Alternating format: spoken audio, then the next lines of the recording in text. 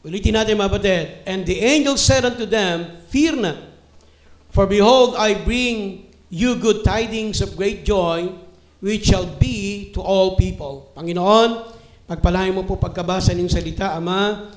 Salamat po sapagkat ikaw ay pumunta rito sa mundong ito, na kung saan, Panginoon, nagdala ka ng malaking kaligayahan sa amin. In Jesus' name, Amen. Totoo kapatid, alam niyo po kung ang Panginoon ay hindi pumunta dito, mga kapatid, sa mundo. Po. Lahat po ng bagay na ginagawa natin ay walang kabuluhan. Marahil magiging totoo ang paniniwala ng mga atheist. Imaginin mo, magtatrabaho ka, magpapagal ka, tapos lahat ng gagawin mo, pag namatay ka, wala na rin, kapatid.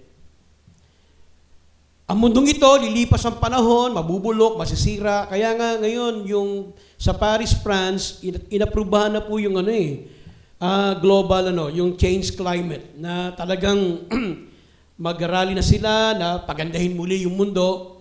Pero yung kapatid, wala na rin yan Sapagkat nakaprapisiya sa Biblia na ang mundo ay talagang masisira, ang dagat ay mamamatay, ang tubig, kaya sinabi ng Bible, ang tubig ay masisira, kaya nga marami ng mineral water. Lahat po yan, mga batid. Imagine kung hindi pumunta ang Panginoon dito, batid, magiging walang kabuluhan ang lahat. Walang kabuluhan na nagmahal ka ng anak, walang kabuluhan ng lahat ng mga pinagpaguran mo, kung hindi pumunta ang ating Panginoon sa mundong ito, mga batid. Lahat. Kaya nga, kingdoms after kingdoms, lahat ng kaharian kahit sa Middle East, sa Europe, lahat ng kaharian ay natatabunan, nagbabago ang kaharian. Why? Sapagkat kung walang Panginoon, ganun din ang mangyayari sa atin, isilang tayo, mamamatay tayo, and then one day, kasama lang tayo ng alikabok sa impapawid, mga kapatid. Kaya sabi niyan, the angel said unto them, Fear not, for behold, I bring you good tidings of great joy, which shall be to all people. Kaya napakasarap sapagkat ang ating Panginoon ay nagpunta rito upang magkaroon tayo ng tunay na buhay at tunay na kaligayahan ng buhay, mga kapatid. Christmas is the season of wonders. Alam nyo, marami nag-celebrate kasi ngayon.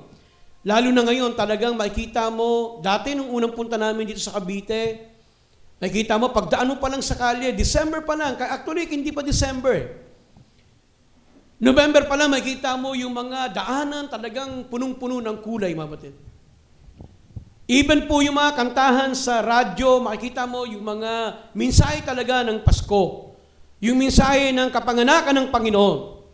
Pero ngayon, wala na. Talagang ang mundo ay nawawala na ang tunay na mensahe ng ating Panginoon.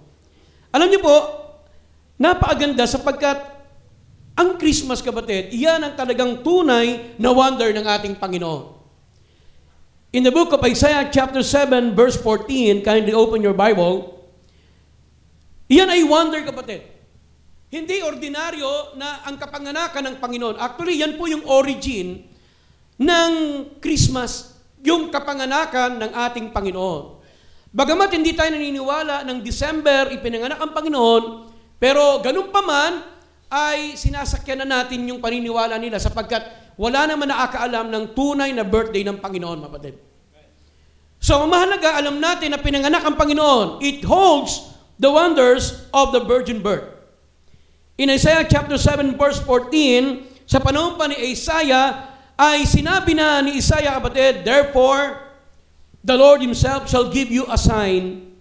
Behold, a virgin shall conceive and bear a son, and shall call his name Emmanuel. So yung kapanganakan, yung Christmas, kapatid, iyan ay talagang isang pambihira. Iyan ay talagang hiwaga ng Panginoon. Kaya nga ngayon tayo nagdiriwang, tayo nandirito ngayon sa church, it's because ang Panginoon ay bumisita once upon a time doon po sa tinatawag na Bethlehem. Therefore, the Lord shall Himself give you a sign. Ano po yung sign na yan? Na merong isang babae na manganganak na isang berhen. Hindi ba wonder yun, kapatid? Napaka-wonder nun. Napaka-pambihira ng ginawa ng ating Panginoon ng isang babae ay manganganak na kahit na hindi nag-asawa. Hindi ba wonder yan? Hindi yan kayang gawin kahit nino, mga kapatid. Kahit na ang tao, meron kinatawag na artificial insemination. Pero gumagamit sila ng similya, mga kapatid. But here, ang Panginoon mismo ang siyang gumawa, nagbigay ng miracle upang ang ating Panginoon ay bumaba at siya po'y ipagbuntis ng isang babae, mga kapatid. It holds the wonder of the angels. Kaya makikita rin, kapatid, doon din sa panahon ng ating Panginoon ng kanyang kapanganakan ay nagpakita ang mga anghel. Amen? Talagang nakakamangha. It holds the wonder of the incarnation. Ano po yung wonder of the incarnation? Yung po yung Diyos ay nagkatawang tao, mga kapatid. Hindi ba pambihira yan at nakakatuwa sapagkat ang Diyos na makapangyarihan sa lahat ay pumasok mismo doon sa tiyan ni Maria, mga kapatid. Iyan ay pambihira, mga kapatid. It holds the wonder of the incarnation. And even sometimes, kapatid, even in Christmas, was observed in times of persecution. Kaya nga, yung mga tao noon sa panahon na ipinanganak ang ating Panginoon ay talagang nagkaroon pa ng matinding persecution. Naalala ninyo si Herod, kung paano niya pinapatay, mga kapatid, ang mga kabataan upang ang ating Panginoon ay wag nang mabuhay.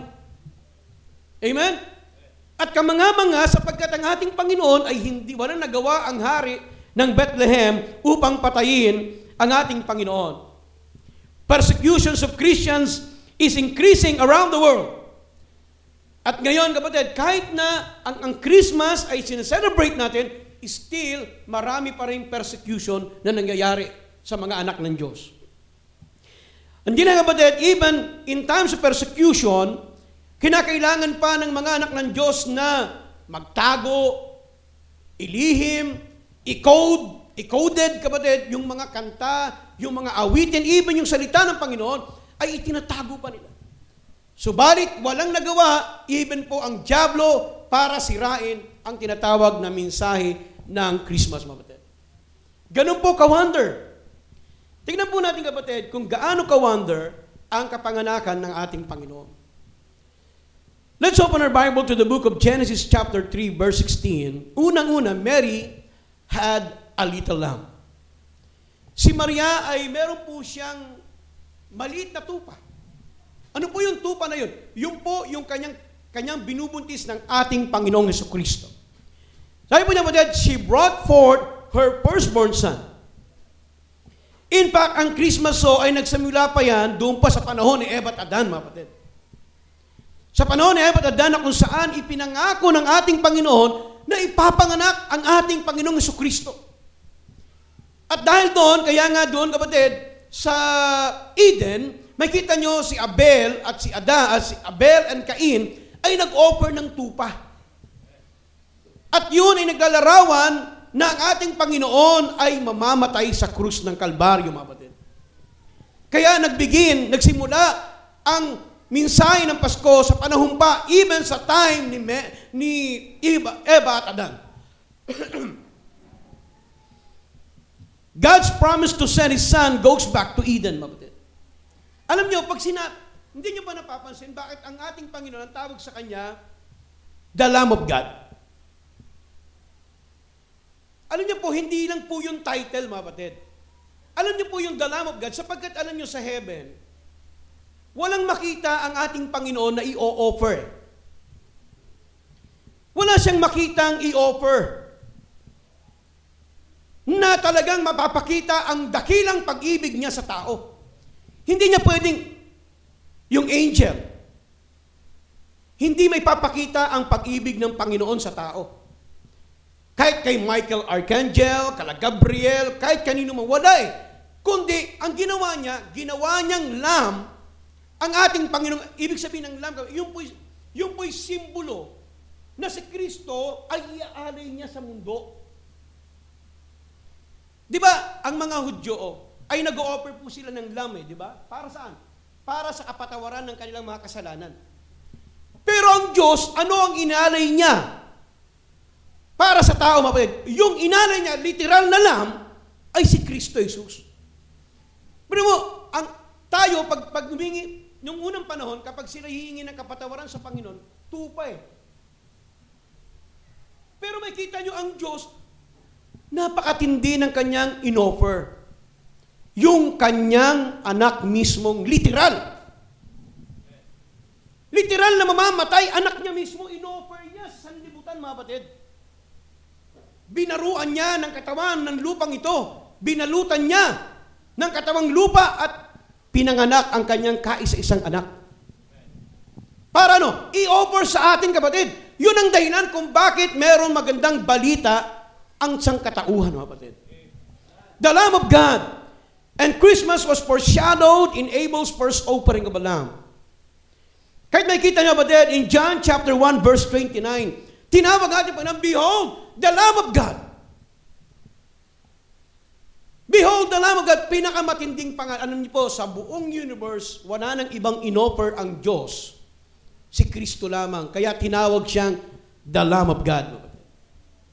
The next day, John seeth in John 1:29, the next day, John seeth Jesus cometh unto him and saith, behold, the Lamb of God, which taketh away the sins of the world. Yan ang totoong mensahe ng Pasko, mga batid. Si Kristo na nagtatanggal ng kasalanan ng sanlibutan, mga batid. Inalay siya. Yun po yun. Yun ang ating tupa. Kaya nga ngayon, the ultimate sacrifice, wala nang kaya nga wala na tayong sin offering, wala nang pag-aari ng tupa. Why? Because tinapos na ni Kristo ang kalahat ng mga offering. Yung offering ng mga tupa, isang tupa na lang, si Kristo ang namatay, kaya wala na. Ang gagawin ng tao is humingi ng tawad sa Panginoon. Yun ang totoong mensahe ng Pasko, mga batid. Na ang ating Panginoon ay namatay sa krus. Kaya nga, napakahalaga, at least itong buwan na to, hindi pa huli. Na makapagbahagi tayo ng salita ng Panginoon na kahit isang kaibigan lang natin ay masabihan natin ng salvation at masave. Doon natin masasabi ang tunay na mensahe ng Pasko. Ang tunay na mensahe ng Christmas, mga batid. And no wonder, shepherds were first at the manger and were the first evangelists. Kaya nga yung mga manger nagbabantay ng tupa, tuwan-tuwa sila eh. Nakita nila yung mga anghel. Amen? Doon pa lang makikita nyo, batid, talagang grabe yung wonder ng Panginoon. At nagalak sila sapagkat nakita nila, alam nyo, sabi ko nga, kung wala nga uli ang Panginoon, paano pa tayo sa buhay na ito? Amen? Paano pa tayo sa buhay na ito? Kaya napakagandang balita sapagkat tayo'y wala ng kasalanan, inalis na ng Panginoon, ginawa na tayong kanyang mga anak, at kinakailangan natin maglingkod sa Kanya. Christmas are headed for heaven, mga batid, where the Lamb is worshipped. Hindi ba wonder yan? Na sapagkat tayo ngayon ay tumanggap na sa Panginoon, headed na tayo in heaven. Headed na ang kanyang mga anak. Hindi ba't isang magandang balita yan, mga batid? Yun ang joy na sinasabi doon sa verse na binasa natin. And the angel said unto them, fear not, behold, I bring you good tidings of great joy. Kasi po yung panahon nila, wala talagang malungkot ang panahon ng ating Panginoong Jesucristo. Alam niyo bakit, kapatid? Puro gera. Patayan. Tapos walang pag-asa. Alam niyo ba, yung panahon po nila, panahon ng ating Panginoon, bago dyan, i-atras ninyo, panahon ni Malakay, panahon na Daniel, puro patayan. In fact, kapatid, doon sa time ni Jesus Christ, yung mga Hudyo ay dumadalaw lang doon sa bayan nila. Yung mga Hudyo watak-watak, walang tirahan, walang makain, gutom. Kaya di ba, pag dumating ang Panginoon, nagpapakain ng tinapay, ang dami nagpupuntahan kasi gutom yung tao eh. Walang makain eh, kaya sabi na, yan lang ang gawin natin.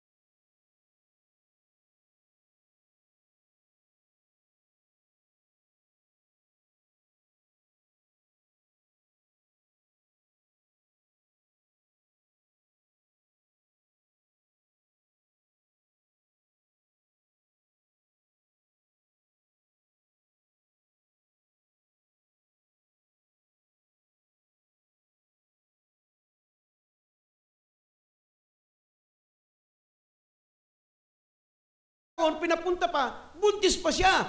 So, along the travel, talagang hirap na hirap siya, manganganak siya, papunta niya doon, wala pa silang walang matulugan. So, meron doon nag-offer sa kanila, meron pa po dyan po doon po sa likod, na pwede po kayo doon.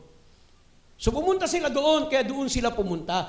Kaya, even si Jesus, even ang ating Panginoon, kung ano yung sinabi niya, na propesya niya, ay sinunod niya, mga kapatid. So, and laid him in a manger. Alam mo ba, the manger speaks of the availability of Christ to all. Amen? Yung manger, kapatid, yun lamang ang ibig sabihin niyan, ay naglalarawan na lahat ng sino man lalapit sa Panginoon, ay handa niyang tanggapin.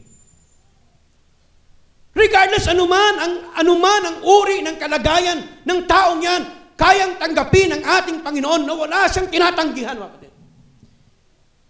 Mayaman o mahirap, kailangan nila ang ating Panginoon. Availability. And Jesus, sabi nga ba, Jesus came to seek to save the lost. In Luke chapter 19, verse 10, mga kapatid. For the Son of Man is come to seek and to save that which was lost. Ang Panginoon natin, kapatid, pumunta rito para hanapin ang mga nawawala. Amen? So, walang tatanggihan, kapatid, kung sino man ang dumating sa inyo. Alam niyo, napakaganda nga itong panahon na ito eh. Lalo minsan, pag December 25, hindi niyo maiwasan yan na may mga tao pupunta sa inyo eh. Nakikipamasko, di ba? Eh di kung talaga naman di mo maiwasan, so papasukin mo nga bata, pakainin mo, and then soul winning mo sila. Ibahagi niyo yung salita ng Panginoon na sila naman ay makatanggap, makakilala sa tunay. Kasi yung mga bata, pag binigyan mo ng 10 piso o 20, kasi ayaw na 10 piso, bariya. Pag binigyan ng 20, alis na sila eh. Tuwan-tuwa lang sila. Pero ang point is, hindi mo na ibahagi ang tunay na mensahe ng Pasko. Eh sabi ng Panginoon, lahat welcome eh.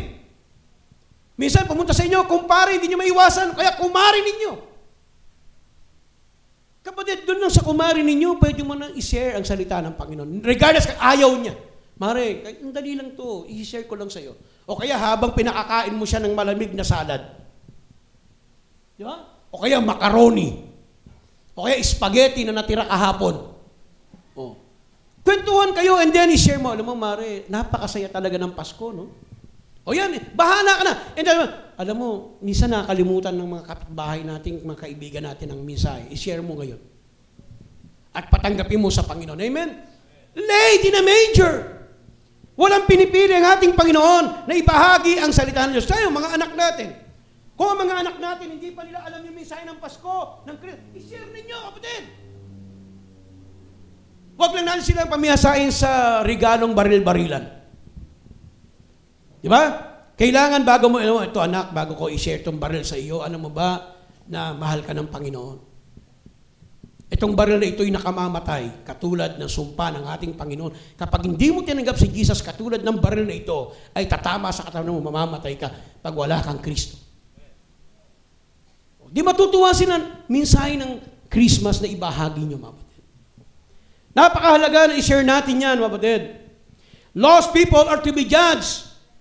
Sabi nga, kapatid, hindi sila makakapunta sa langit kapag hindi nyo sila nabahagian ng tunay na mensahe ng Pasko. Kaya di ba, ang mga tao ngayon, actually ngayon wala na, dati meron X tapos mas, di ba? Baga, X-mas, wala na yung Christ. X na lang. O, di ba? X-mas na lang, kapatid. So, tinatanggal nila ang ating Panginoong Hesukristo. Mas na lang. Kapatid, huwag natin tanggalin si Kristo doon sa Christmas. Ibahagi natin, kapatid. He is able to save all who come to Him. In Hebrews chapter 7, verse 25, ang Panginoon ay kayang iligtas lahat ng mga lumalapit sa Kanya, kapatid. Lahat ng lumalapit sa ating Panginoon. Kagabi, nagising kasi ako, nanood ako ng kay Germs. Kasi walang tulugan. Di ako nakatulog eh. Pinanood ko. Sabi ni Kuya Germs, kayo ba mga, ang dami eh, mga alam niyo, mga young people niya eh. Kayo ba naniniwala kay Santa Claus? Sabi ng ganun. Sabi nung isa eh, Kuya Germs, naghingi ako ng, hanggang ngayon, hindi pa binibigay Kaya hindi ako naniniwala kay Santa Claus. Napahiya tuloy si Kuya Germs kasi ang gusto lang i-imply ni Kuya Germs, maniwala kayo. Parang ganun. Yung bata, tactless, sinabi niyang, hindi naman sinasagot ni Santa Claus yung yung hinihingi ko So, ano niyo batid? Kasi mali yung mali yung mensahe Tanda niyo batid, ang Christmas hindi kay Santa Claus. Huwag niyong paniwalain ng anak ninyo. Anak, kasi ako pinaniwala rin ako nung bata ako diyan ni Chang Yung hindi pa kami baptist. Nagkasabit ng medyas. Yan. Mamayang madaling araw, lalagyan ni Santa Claus siya ng candy. Kaya tuloy yung mga bata, kala tuloy yung Christmas, lagayan ng candy. Mga regalo. Hindi kapatid, ang totoong mensahe ng Pasko dapat i-share natin. Amen? Okay, hindi natin maiwasan to compromise. But wag natin, mas maganda, hindi sila ma-compromise tayo. Sila ma-compromise natin. Na i-celebrate natin ang December coupled with sharing the gospel with Jesus Christ. Amen? Huwag niyo mawawala sa inyo, kapatid. Hindi yung, pag malungkot kasi, pag naganda lang kayo, tapos wala man lang na-sharean. Naganda kayo ng masarap na pagkain, nakain lang din po yon tapos naipunta lang sa CR. Tapos hindi tayo nakapag-share. Kahit isa lang kaluluwa. Mga kamag-anak nyo, kapatid nyo, galing pa sa ibang lupalop, nagpunta doon. Share the gospel! Iyon ang mensahe, kapatid Hindi pa huli, mga kapatid. At minsan itong opportunity na to ay mai-share natin ang gospel sa kanila. Sabi, kapatid, He is able to save all who come to Him. Lahat pwedeng iligtas ng Panginoon. In Hebrews chapter 7 verse 25, sabi diyan, kapatid, buksan nyo, kapatid. Sulatan ninyo. Napakaganda niyang verse na ito. Wherefore, He is able also to save them to the uttermost. Amen? Kaya iligtas ng Panginoon ng pinakamalayo. Kaya nga tayo dito naabot. Middle East. Di ba? Ang Jerusalem, napakalayo niyan.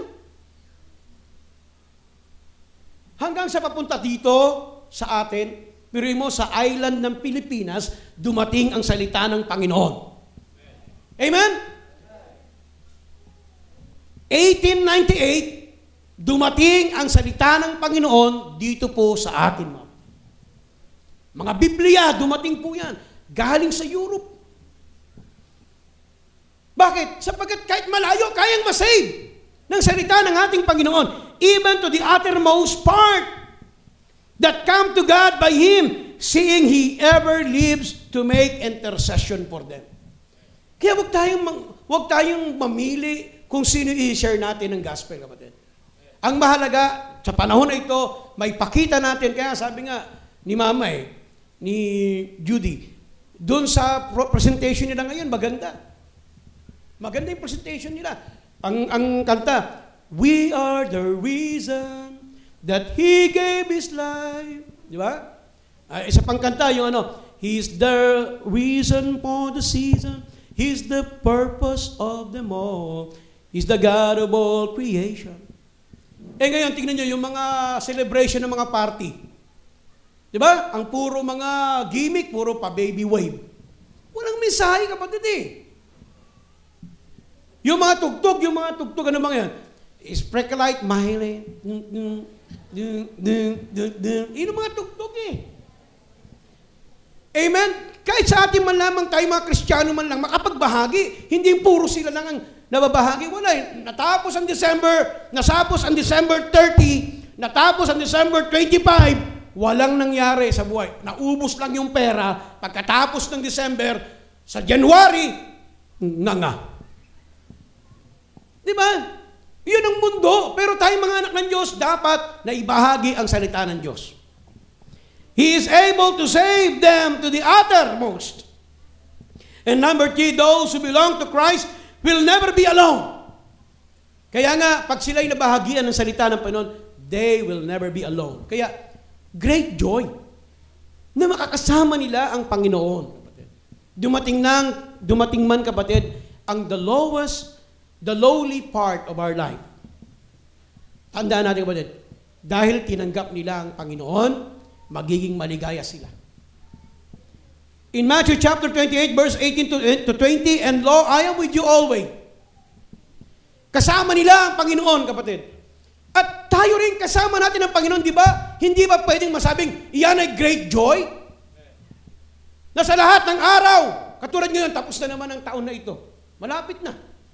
Tignan niyo, kapatid, nalagpasan na naman natin ang pinakamahirap na taon sa buhay natin. Di ba? Maaaring sa inyo talagang sobrang hirap.